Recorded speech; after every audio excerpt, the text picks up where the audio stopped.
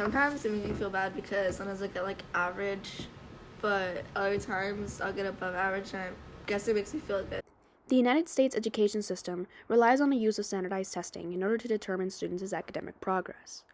Public schools are funded by how well students perform on these exams, and colleges focus on SAT/ACT scores when making admissions decisions. A few famous influencers are advocates for exams like these. John Legend funds programs that are for standardized testing, as does Eva Longoria. The idea is that if a student is trying hard enough, then this student will be able to do well on these exams. So do you think that your scores are basically a way to sort of see if you're trying hard or not? I wouldn't necessarily say that because there's some kids that do try harder, but they just they can't. Okay. They always get below average and they'll feel bad about it. Not only are the downsides of standardized testing taking over students' minds, but parents are noticing, and even social media is noticing. You see hashtags on Twitter like hashtag CSU access denied. You see students no longer applying because their SAT scores are low. You see students not applying for graduate school because those scores are low. And all these tests are doing is putting students inside of the box. But the world doesn't need people inside of the box. They need people to think outside the box. A student that is in state A may not receive the same teaching that student B receives in state B. And so I think that ultimately, if we're basing the test off of knowledge, the knowledge that I have coming to school in California may not be the same as somebody that goes to school in Kentucky or in Kansas or in New York. Because how are we measuring and how are we making certain that the ideas that are being taught are the same? Do you think that your teachers prepared you enough for the exam or no?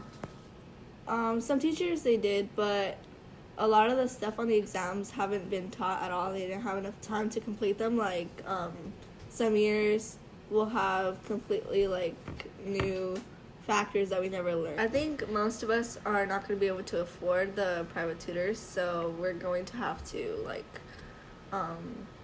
use a book because most of us are on a budget and don't have that kind of money. Mm-hmm. Do you think that that's unfair? I do think that that's unfair because we should all get the same education as other people do that have more money than this.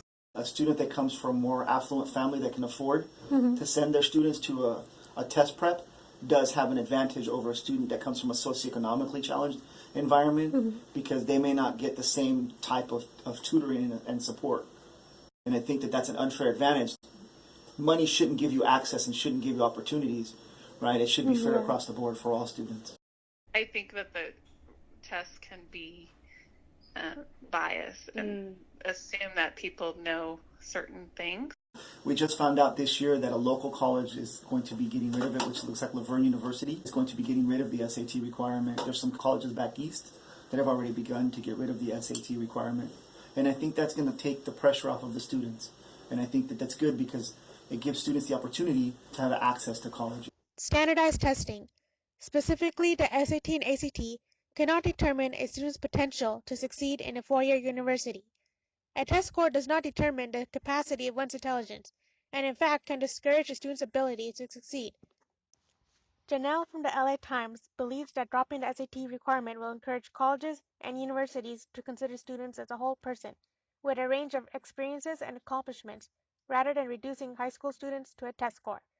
A test score cannot capture a student's love of new knowledge, passion for puzzles, quirky problem-solving skills, or the joy in contributing to a team.